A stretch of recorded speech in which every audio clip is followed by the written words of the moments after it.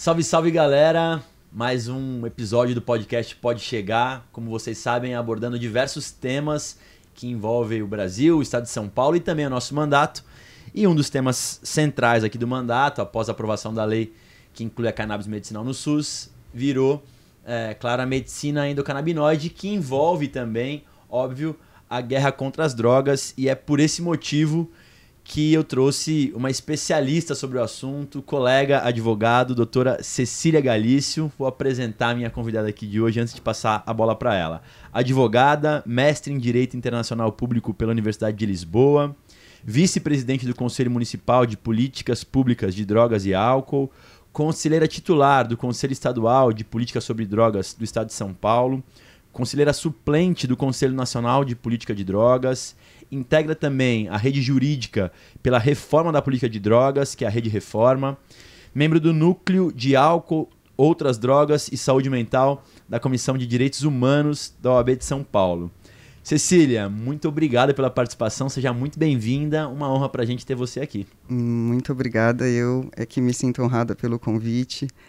Já acompanho a tua trajetória há algum tempo e a gente aí está se cruzando há alguns anos em alguns eventos, alguns espaços que discutem política sobre drogas, e acho que é uma boa, vai ser muito bacana estreitar essa nossa conversa aqui. Importante, a Assembleia tem que estar atenta a esses movimentos, e aí eu vi que você é super participativa nos conselhos, que tem a missão de poder ouvir a sociedade civil, então queria também que você trouxesse um pouco da tua experiência. Mas antes disso, para quem não conhece, queria que você falasse um pouco da Rede Reforma, como é que surgiu e como é que está hoje esse grande movimento que repercute no Brasil todo. Olha, falar da reforma é muito fácil, assim, é uma honra também participar desse espaço, porque é um coletivo de juristas, né, que se dedicam à reforma da política sobre drogas, e esse grupo nasceu no Rio de Janeiro, em 2016, a partir, né, do fenômeno dos primeiros habeas corpus de cultivo de cannabis no Brasil. Então, a história da reforma está intimamente ligada com essa disputa política, mas também é um espaço que evoluiu muito durante esses anos, né, de 2006 para cá. Né, a gente percebe que não pode ser só sobre a maconha, né, não pode ser só sobre o autocultivo, a gente tem que falar da política de drogas como um todo, porque ela impacta significativamente a vida de todas as pessoas. Né, então, é muito importante ter participado desse processo de evolução e da maturidade mesmo da Rede Reforma, que hoje conta com 30 advogados em 9 estados do país, né? Outros advogados, assim como eu, estão ocupando espaços importantes de representação política e social, né? E isso tudo sobre o viés da prática jurídica, né? E, de uma maneira bastante geral, nós estamos unidos pelo ideal utópico de transformação da realidade. Tá certo, mas né? Tem que ser, mas como bons advogados, além de tudo. Nós temos que alterar a realidade que nos afeta, porque o que nós fazemos essencialmente enquanto advogados, fazíamos, né? Na verdade agora estamos aí fazendo outras coisas também, é tirar as pessoas da cadeia, e isso é muito cansativo. E a gente percebe num determinado ponto dessa atividade que isso não vai ter fim, se não tiver uma alteração na lei. Né? A gente percebe que a lei de drogas é o chicote mais poderoso do racismo. Então, esse processo todo de percepção dos cenários que envolvem, desde tirar uma pessoa da cadeia por tráfico de drogas ou por suspeita de tráfico de drogas, até você proteger um paciente para cultivar a sua própria maconha, existe o abismo da desigualdade social e do racismo. Então, a gente percebeu que era pouco trabalhar por uma substância, que a gente precisa trabalhar pela liberdade das pessoas. E o habeas corpus é isso. O habeas corpus diz sobre a liberdade do corpo. Significa tenha teu corpo. Né? Então, acho que a reforma tem esse significado de que todas as pessoas que também estiveram ali foram crescendo na medida que nós fomos tirando pessoas da cadeia. Perfeito. E percebendo que isso era péssimo. Enxugar gelo, né? não tem fim. Não tem fim. Cecília, então, já que você está falando a respeito do cenário nacional, sobre a lei de drogas no Brasil, e a tua participação em todos esses conselhos, eu acredito que também são muito importantes para poder enriquecer o debate. Queria que você trouxesse um panorama real a respeito da atual conjuntura, a respeito da lei de drogas no Brasil, e aí depois a gente já vai entrar a respeito do julgamento do STF que está em pauta. Imagino que nos próximos dias ou meses, no máximo, a gente já vai ter uma definição a respeito dessa temática. Acho bastante importante. Eu acho que a melhor contextualização, assim, o lugar que mais vai poder fazer essa representação de como está a política de drogas hoje no Brasil é a partir do CONAD, né, o Conselho Nacional de Política de Drogas, que durante o governo passado foi desmontado, né, não teve atividade, não tinha participação da sociedade civil, o processo todo de construção naquela situação política não era coletivo, né? E agora, né, com a eleição com o presidente Lula, nós tivemos aí a retomada do CONAD. Perfeito. E essa retomada do CONAD, ela foi muito... O processo sobre o qual ele foi pautado foi muito importante porque nós tivemos eleições para as entidades que representam a sociedade civil e hoje nós somos 10 entidades que representam a sociedade civil que foram eleitas num processo onde participaram mais de 50 entidades.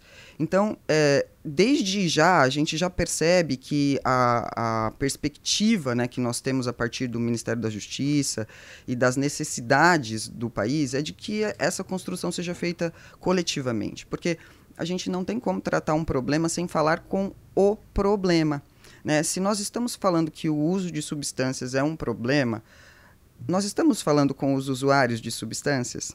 Em último caso, os usuários, né, que são os destinatários da política pública. Nós não temos essa representação, ou pelo menos nós não tínhamos essa representação. E hoje, no CONAD, no Conselho Nacional, nós temos uma série de entidades que estão representando usuários de substâncias que estão participando da construção política. No CONAD, Cecília, você está pela Rede Reforma? Sim, represento honrosamente a Rede Reforma. O Emílio Figueiredo é o titular e eu sou suplente. Na verdade, essa também foi um processo interno da Reforma, né, de eleger as pessoas, de indicar quem seriam os representantes da Rede Reforma, porque também temos um processo bastante parecido, né? Se nós queremos transformar a realidade, a gente precisa, no mínimo, vivê-la, né? E, enfim, mas falando da representação do CONAD, como é que a gente está discutindo a política de drogas no Brasil, é isso, a gente está tendo a oportunidade de, pela primeira vez na história do Conselho Nacional de Política de Drogas, de reunir as pessoas interessadas e destinatárias dessas políticas públicas. Então, eu vejo com muito otimismo esse cenário que a gente está vivendo hoje. Nós teremos uma reunião, a nossa segunda reunião. Isso que eu ia falar. No Ministério, quem é a secretaria? Qual a secretaria que representa? É o Ministério da Justiça e a SENAD, a Secretaria Nacional de Álcool e Drogas. E quem é a A Marta Machado. Marta Machado. Isso.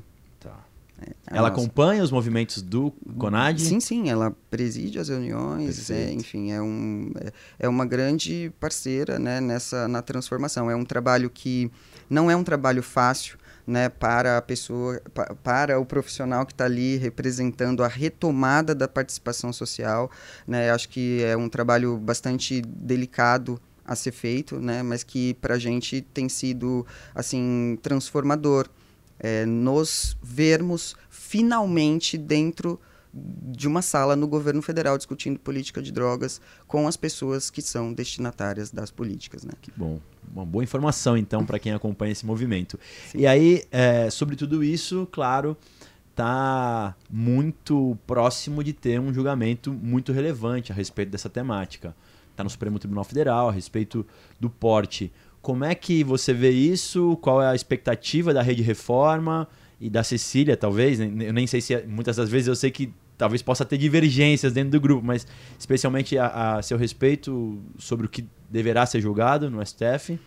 Olha, eu acho que nós temos que ter em mente que o que o judiciário está fazendo é encarar um problema do legislativo. O judiciário está encarando um problema que bateu à sua porta, né? Não, o judiciário não procurou enfrentar esta questão chegou até o judiciário para ser enfrentada. E do ponto de vista do processo, né, do sistema de justiça, do julgamento constitucional dessa demanda, qual que é a demanda? É dizer da constitucionalidade ou não do artigo 28 da Lei de Drogas.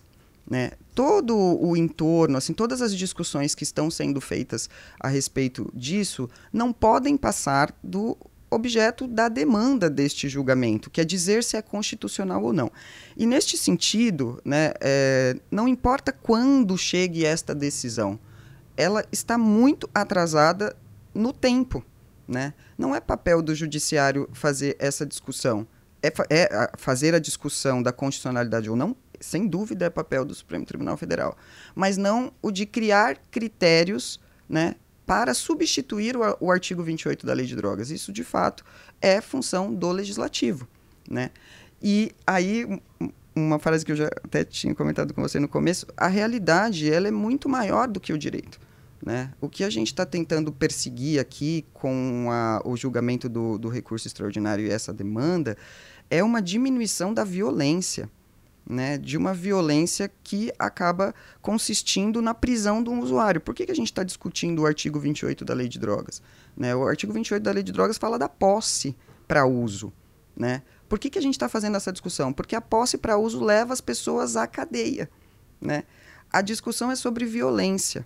Né? Então, acho que seria importante voltar um pouquinho no princípio de tudo isso e entender o que o STF está fazendo.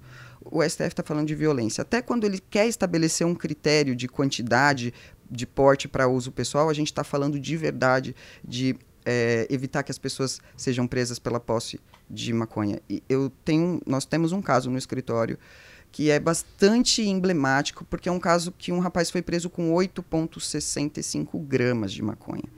E nós tivemos uma trajetória para conseguir ter um julgamento que não o levasse à prisão enorme, chegando até uma revisão criminal.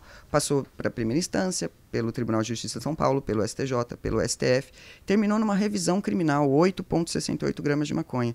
Você sabe qual que é o impacto disso no custo do sistema de justiça? Claro. Quanto movimenta a máquina por conta de 8,68 gramas de maconha? O último julgamento, que é o da revisão criminal, envolve 10 desembargadores. Olha o custo que está na mesa. Né? Para mim foi até uma experiência difícil fazer essa sustentação oral, porque ela parecia descabida em qualquer sistema de justiça do mundo inteiro. Mobilizar esta quantidade de pessoas trabalhando para o Estado com um custo altíssimo por conta de 8 gramas de maconha. Então, é disso que a gente está falando, dessa violência que acaba repercutindo no usuário, que a gente está discutindo o artigo 28 da Lei de Drogas. Qualquer que seja o resultado, ele já está atrasado. A gente espera que seja, no mínimo, suficiente para conduzir a uma diminuição da violência à polícia. Perfeito. Porque a lei não vai ser alterada. E aí isso vai continuar a discricionalidade do delegado, tal como a coisa se performa hoje em dia. Não vai ser uma decisão do STF declarando inconstitucional que vai fazer cessar imediatamente a violência que as pessoas estão expostas. Né? Isso seria realmente papel do legislativo. Sobre esse assunto, a gente fez uma pesquisa e a Agência Brasil nos ajudou aqui, que 30 países no mundo, ao menos, promoveram algum tipo de permissão para o porte e para o consumo de drogas. Além de Portugal, Uruguai, alguns outros estados americanos também adotaram um certo grau de liberação. Queria que você trouxesse alguma experiência que você traz como referência e que você vislumbra aqui para o Brasil, se é possível a gente chegar nesse nível e como é que você defende que isso aconteça. As experiências internacionais elas são muito importantes para pautar alguns elementos, mas eu não defendo a importação ou de um modelo de regulamentação sobre drogas, porque a nossa realidade, a nossa realidade social ela é muito determinante para esses fenômenos. Né? Tá. O que a gente tem no Brasil hoje, olhando para essas experiências internacionais todas, o que a gente pode comparar com o Brasil hoje? Aquela emenda constitucional para a criminalização da posse de drogas. Né? Então, olha o quanto a gente está andando, tomando distância dos outros países, quando todos os outros países estão legislando no sentido de permitir a posse ou legalizar o uso, ou regulamentar a distribuição nós estamos agora discutindo uma emenda constitucional para criminalizar a posse de drogas. Então, sob esse aspecto, né, eu comecei falando que eu estava muito otimista com o processo de representação da sociedade no Conselho Nacional de Drogas, mas muito pessimista com relação ao papel do legislativo. E aí, só para fazer um link com o que a gente estava falando antes, de toda forma, independente da vontade ou não do judiciário, ficou na mão do judiciário, né?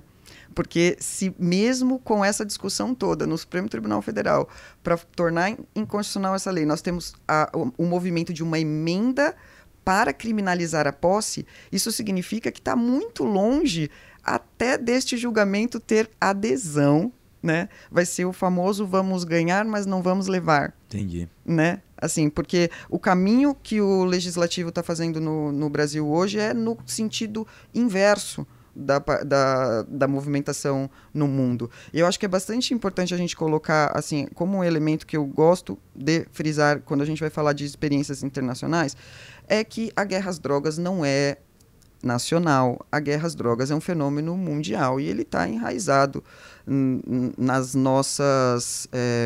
Na própria formação da sociedade contemporânea, né? Quando a gente tem ali, a gente observa os fenômenos históricos da Guerra do Ópio.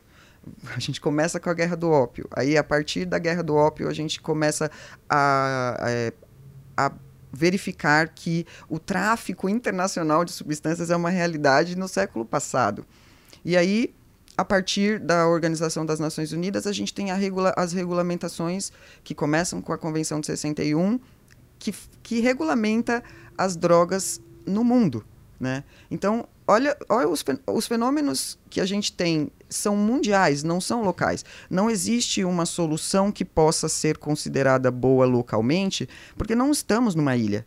Por exemplo, olha o impacto que a legalização das drogas no Brasil pode trazer de positiva para o Paraguai, que é o nosso vizinho, né? O quanto a gente tem ali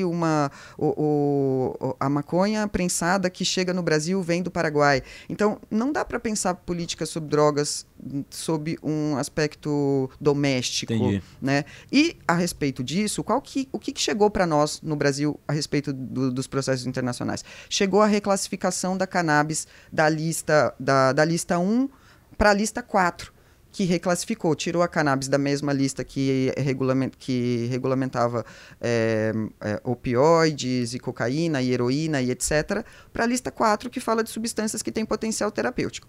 Isso já é uma realidade mundial. E sob certo aspecto, e principalmente do ponto de vista jurídico, isso deveria nos impactar, porque nós somos signatários desses tratados enquanto país, né? Então, de acordo com esses tratados internacionais sobre drogas, que orientam a nossa legislação sobre drogas, isso está ali no preâmbulo da lei de drogas no Brasil, já chegou para nós esta transformação. Olha, a cannabis não faz mais parte do rol de substâncias que a gente considera prejudicial à população. E o que a gente fez com isso? Nós não fizemos nada com isso. Na verdade, o que nós fizemos foi votar contra essa transformação.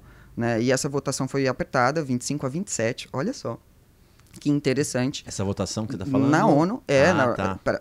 E aí nós tivemos essa votação que o Brasil votou contra, mas é signatário do tratado, e já deveria ter chegado até nós, uma coisa que aconteceu em dezembro de 2020, né? Inclusive para amparar para amparar realmente a discussão que a gente está tendo hoje de distribuição no cannabis no SUS, por exemplo. Sim.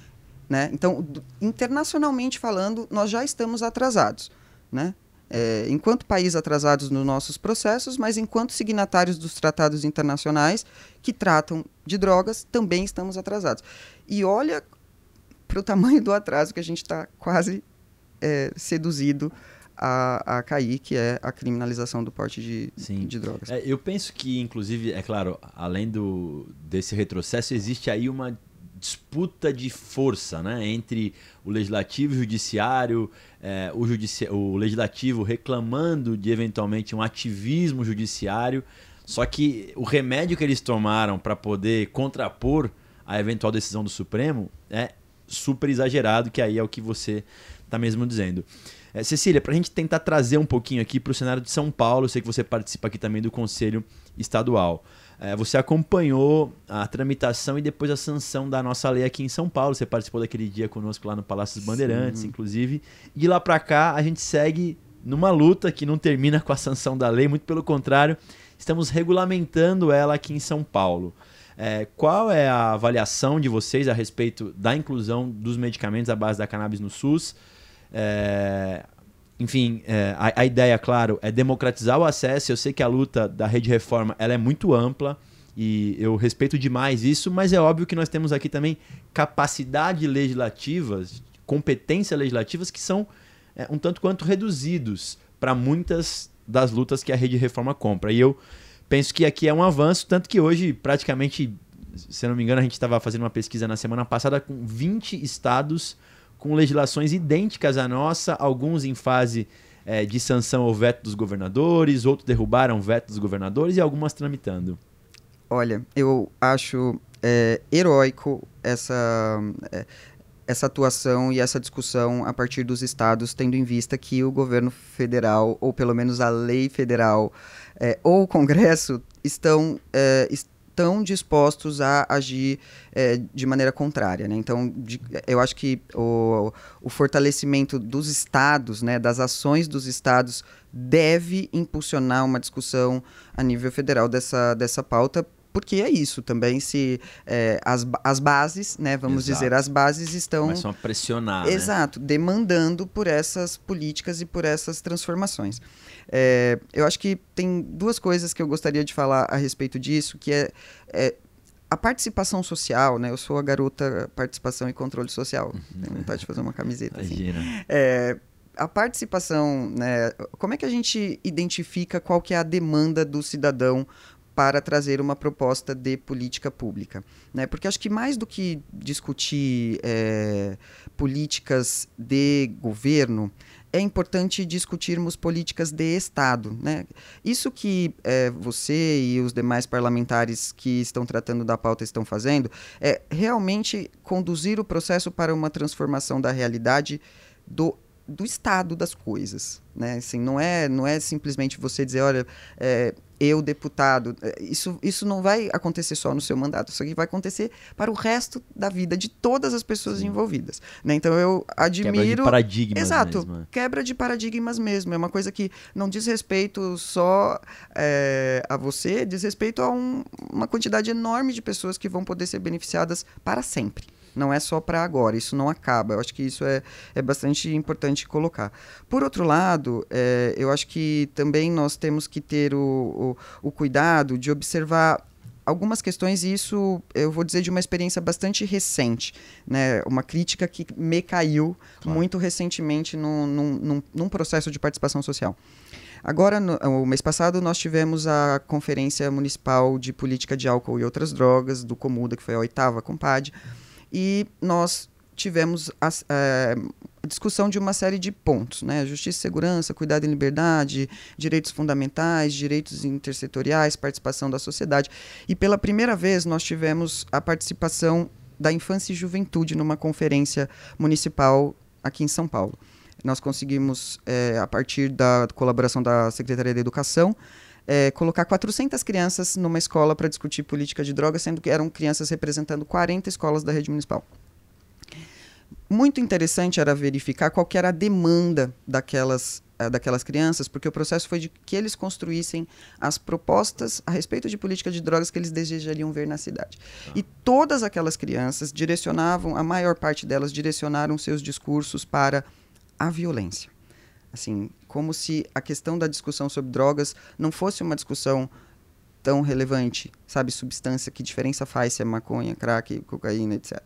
Então, isso caiu bastante, assim, em mim como uma observação que eu nunca tinha feito, que a realidade das pessoas, muitas vezes, está até distante dos nossos discursos. E dentro desse fenômeno, assim, acontecendo todas essas coisas muito interessantes de participação social, de educação cívica e etc., nós tínhamos colocado em um dos pontos da discussão da conferência cannabis medicinal. E, para nossa surpresa, né, isso não aconteceu como uma demanda, não aconteceu como proposta, né, da sociedade para a implementação, e a gente acabou descobrindo que é porque, né, a maior parte das pessoas para quem é dirigida a conferência são pessoas atendidas pelo SUS. Então elas nem sabem. Né? Então, depois, olhando os números, a gente foi ver. É lógico, ninguém aqui ia falar de cannabis medicinal, porque a cannabis medicinal não está no SUS e essas pessoas não têm acesso a uma consulta particular, elas não têm acesso sequer à defensoria pública. Muitas vezes não têm acesso aos postos de saúde. Né? Então, foi muito importante observar por esse ponto, porque as pessoas traziam ali genuinamente suas demandas. Né? A gente entende a demanda da cannabis com finalidade terapêutica, da cannabis medicinal, o que isso impacta na discussão sobre drogas de uma maneira geral, mas acho que é importante que nós estejamos no SUS, porque senão a gente nunca vai conseguir atender as pessoas que realmente necessitam dessa substância.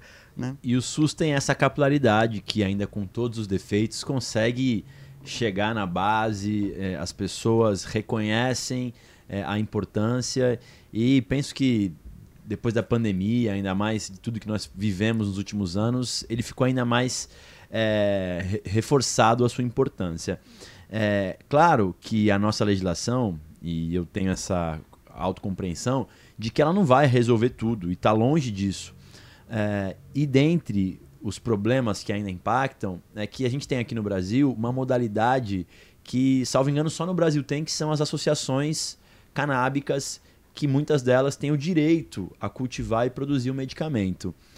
Você, claro, imagino que as conhece. Aqui em São Paulo nós temos algumas também que são bastante fortalecidas, né? Citar aqui a Cultive, a Flor da Vida, a Maria Flor, dentre outras tantas que a gente poderia falar. Queria que você pudesse trazer uma referência a respeito do trabalho das associações, se você tem conhecimento do trabalho que é feito em cada uma delas, e como é que você enxerga esse advento aqui da legislação brasileira. Legislação não, né? Da autorização judicial que o Brasil dá a algumas associações. Eu vou fazer uma explicação de como é que eu entrei nisso. Como é que eu comecei a trabalhar com drogas. E isso casa com a história das associações, na verdade. Em 2016, o meu ex-companheiro sofreu um acidente, ele já tinha um problema grave de saúde, que tinha um tumor no fígado e uma série de outras complicações, e ele passou a usar cannabis como finalidade terapêutica. Então, e aí, em 2017, ali, conheci o Ian da Cura e a Paulinha da associação, porque o pai dele também é médico, era amputado, fazia o uso de cannabis. Então, eu fui conhecendo o uso de cannabis terapêutica ali no comecinho, mas esse movimento estava muito restrito à importação. Nós não tínhamos nem os habeas corpus. Né? Então, estava muito restrito à importação, mas ali eu já comecei a pensar neste processo de, olha, eu sou advogada, né? Como é que eu vou fazer para conseguir atuar nisso? A primeira atuação é no medicamento de alto custo. Né? A única opção que nós tínhamos eram as ações judiciais de custeio. Né? E aí, em 2016, nascem os habeas corpus, e eu já não estava tão envolvida nisso, ainda não pertencia à reforma, mas já estava vivendo uma situação pessoal que demandava cannabis terapêutica. No começo, nós fazíamos a importação, porque tinha condições de fazer a importação, e depois nós começamos a plantar. Né? Dentro dessa situação, não tem outra saída. Né? Na verdade, nós estávamos, como que eu posso dizer, sob um privilégio branco, né, da classe média, de morar na região central da cidade, não estar na periferia e nem nada. Então, nós falamos, olha, a gente não aguenta mais importar, vamos cultivar. Perfeito. Mas isso nunca nos afetou. Né? Assim, isso nunca trouxe para nós o receio de sermos presos, por exemplo. A gente não podia considerar que nós seríamos presos. Né? Assim, essa era uma realidade muito diferente. E aí, em 2017, a gente começa a ensaiar a constituição da associação. Em 2017 a gente começa a se reunir, tentar entender o que a gente pode fazer. Da cura. Da cura. Da cura. Tá. Exatamente. Dentro, né, dessa dinâmica. E aí, em 2018, né, 2017 a gente registra a associação, começa, eram 7 pacientes, né, alguns plantavam, outros não, mas poucos pacientes, e começamos ali um trabalho embrionário de entender o que seria isso, né, o que seria uma desobediência civil. E aí, em 2018, eu preparo o meu primeiro habeas corpus, que foi o 25º do Brasil, bem no comecinho mesmo, né, de toda essa discussão, né? E aí seu pessoal, o meu fala, pessoal pra você poder cultivar. Não, era de uma paciente. Já de uma paciente. De uma paciente, tá. No final das contas, nós nunca tiramos o habeas corpus, o nosso próprio habeas corpus, tá. E nunca nos aconteceu nada. Perfeito. Né? Assim, tipo, não... Estranho, né? Estranho, né? Por que será que não? Enfim, e o primeiro habeas corpus de uma paciente, de uma moça com linfoma de Hodgkin, enfim. E aí, a partir disso é que começa a minha trajetória com os habeas corpus. Me distancio um pouquinho da vida da associação, porque aí passo a lidar com o direito criminal e com todas essas questões, percebo a grandiosidade desse tema e acabo partindo para essa... a partir da reforma, da Rede Reforma, que é onde consolida basicamente a minha atuação, a representação nos espaços públicos, né, de discussão do tema. E aí, e nesse meio tempo, a cura também se desenvolve. Perfeito. E cresce e passa a atender seus pacientes. E todo esse processo se encaminha paralelamente à minha trajetória, né? Embora não mais ali no dia a dia, porque não faço mais parte do dia a dia da associação. Ainda com um carinho muito grande e com a possibilidade de fazer essa observação direta, né? Uma observação ali da coisa viva. Você viu nascer a cura. Nascer a cura e nascer as primeiras decisões judiciais de todas as associações que hoje a gente tem. Isso foi 2019? 2019 e enfim, até agora. Né? Então, a perspectiva, né, que eu tenho a respeito da participação das associações nisso vai muito além do simples fornecimento de remédio à população na deficiência do poder público, na ausência do poder público. Vai de encontro à necessidade de desobediência civil, né, para alcançar direitos humanos básicos. A gente acaba percebendo que o associativismo, né, e a participação das pessoas, ela pode refletir uma mudança muito maior, não só do ponto de vista da discussão de fornecer remédio, mas da própria população se apropriar de que o direito à saúde é um direito constitucional que deve ser garantido, e a gente está falando, dentro dessa desobediência civil, da garantia de direitos humanos básicos. Isso aí. A Rede Reforma tem dados a respeito da quantidade de pessoas que têm habeas corpus para cultivar aqui no Brasil? Olha, nós não temos um levantamento oficial devido à dificuldade de fazer a compilação desses dados, porque a maioria dos processos tramita em segredo de justiça. Né? Então a gente tem um sigilo, e é muito importante o sigilo, né? Porque a gente está falando de proteger os pacientes, né, de violências de toda a ordem, seja lá qual for. Né? Num ambiente instável como a gente vive, onde essas discussões são pautadas pela violência, imagine os pacientes serem assaltados, por exemplo. Né? Assim, muito importante. Recente, né? Em associações, associações. Se não me engano, a Abrace foi vítima, uma das vítimas. A PEP também já PEP, foi no Rio de Janeiro. Está vivenciando um momento difícil também na PEP. Também, né? E olha que, vamos citando esse exemplo, né? Olha o esforço que uma mulher precisa fazer para garantir o direito à saúde de 14 mil pessoas. Assim, e realmente é revoltante por vezes, né? Assim, é difícil lidar com esse grau de frustração, porque não é que você está pleiteando uma coisa que é para você, mas 14 mil pessoas envolvidas nesse processo, né? Enfim, mas para concluir a questão do associativismo, eu acredito que é uma ferramenta muito, muito importante, inclusive para a gente repensar as questões do capitalismo, de como a desigualdade social precisa ser observada e como é que a gente acompanha esses fenômenos até de participação da sociedade no resultado produtivo agrícola deste país, né? Deste estado. Como é que a gente faz para fomentar, né, uma ampla discussão a respeito da terra?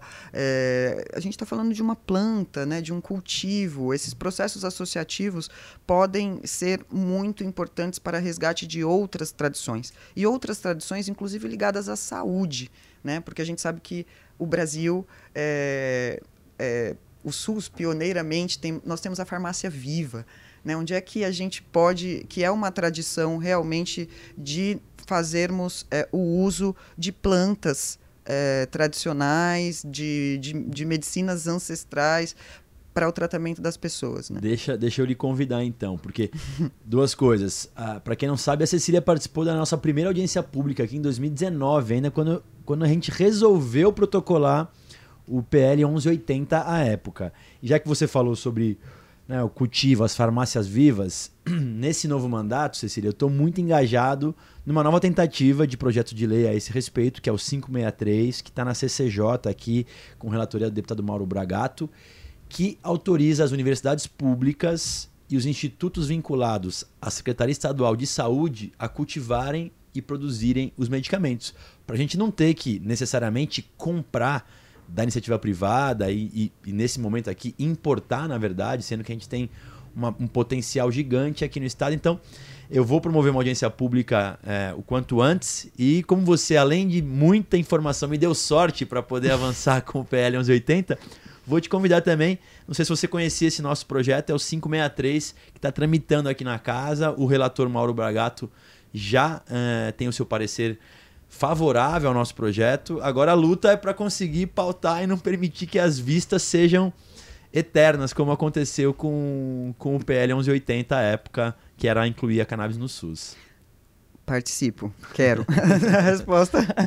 Bora. Direto e reto. Bora, direto e reto. Finalizando então aqui, Cecília, para a gente poder já finalizar o nosso bate-papo, eu já também reforcei no dia 6 de dezembro, fiz o convite aqui, mas quero reforçar, no dia 6 de dezembro nós vamos ter o anúncio do edital de emendas das entidades beneficiadas do projeto que nós bolamos aqui, eu e Suplicy, para poder financiar projetos a respeito da cannabis medicinal. Queria que você pudesse dar um relato e, obviamente, te convidar também. Seria um prazer ter você lá com a gente. Direto e reto também, lá estarei.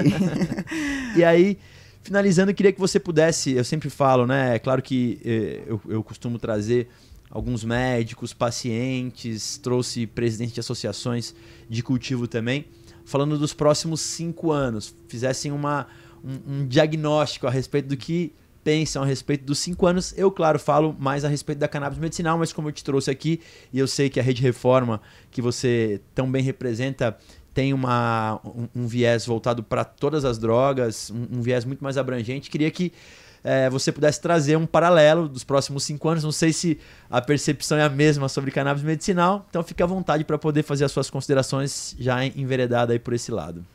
Olha, eu acho que é importante falar de algumas coisas que não são previsões, mas são sonhos. Tá. Né? E nessa espera, né, de que o melhor aconteça, eu acho que a gente deve esperar pelo melhor que pode acontecer, né? A partir do vislumbre de todas as ações que estão sendo feitas em todas as esferas de governo, em todas as esferas de participação social.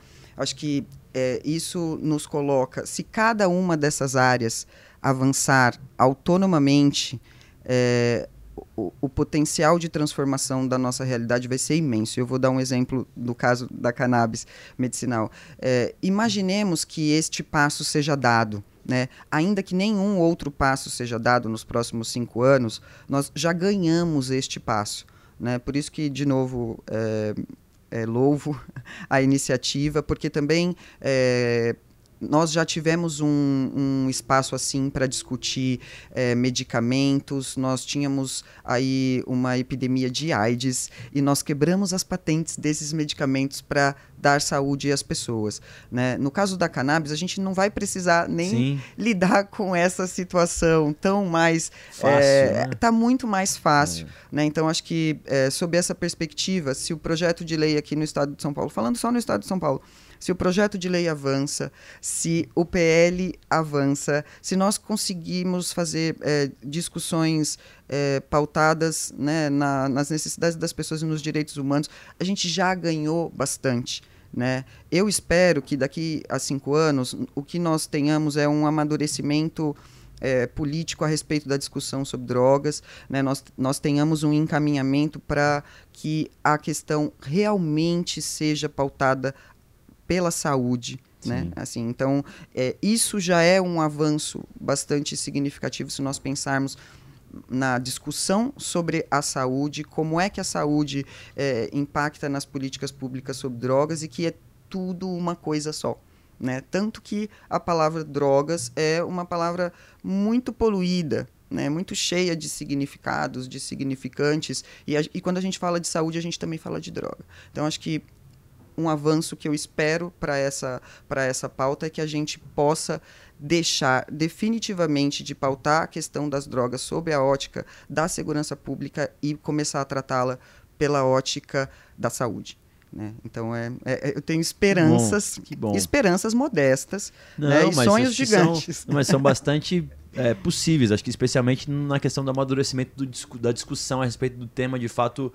a gente percebe que por parte do Congresso, infelizmente, acaba que isso acaba enveredando por um caminho que não é o mais adequado, né? Não indo por esse campo da saúde, para poder compreender também a questão do usuário. Então, eu acho que esse sonho, para os próximos 5 anos, eu acho que é bem possível. É claro que nós temos aí no meio do caminho uma nova eleição nacional dentro dos 5 anos, e isso também acaba dando tom, dando norte a respeito do tema. Você já trouxe aqui no começo, falando que o conselho que você participa hoje praticamente inexistia nos últimos anos. Sim. E de agora em diante o conselho existe, tem pessoas que pensam diferente, mas estão ali conversando e dialogando por um melhor caminho. Cecília, agradeço demais a sua presença aqui, espero poder vê-la outras vezes nas nossas conquistas, nos desafios também que temos pela frente. Não é só para estar junto para comemorar, eu vou precisar muito de vocês com informações aqui para poder avançar com esse projeto. A Rede Reforma tem muito a contribuir conosco aqui em São Paulo também. Para a gente é um orgulho muito grande poder ter você aqui. Leve um abraço ao Emílio e aos outros parceiros da Rede Reforma, que eu acompanho aí também e sempre acabam me inspirando em muitas das lutas. Olha, representando todos aqui, devo dizer que é uma honra, foi um prazer e que com certeza trabalharemos juntos na construção dessa nova realidade. Nós também contamos com você. Para quem quer te acompanhar, te seguir, Instagram ou a própria Rede Reforma? É Rede Reforma, é fácil. Cecília Galício no Instagram também, tá facinho. Pessoal, com isso... Quer terminar? Fechar? Mas eu prefiro que me acompanhem lá no Conselho Municipal de Política sobre Drogas, no Conselho Estadual de Política sobre Drogas. Boa, até falamos sobre isso aqui, até merece depois um episódio só pra gente poder reforçar a importância da participação real das pessoas que se comprometem a participar em conselhos, em grupos de trabalho. Mas vamos ter uma oportunidade de poder falar sobre isso também. Cecília, obrigado mais uma vez, espero que tenha gostado e seja a primeira de muitas vezes. A vocês é sempre um prazer poder compartilhar um pouco do que está acontecendo em relação a cannabis medicinal, a drogas aqui no Brasil, com uma pessoa tão que vivencia isso de forma tão real e tão prática, super participativa em todos os movimentos. Espero que tenham gostado. Até o próximo episódio. Valeu!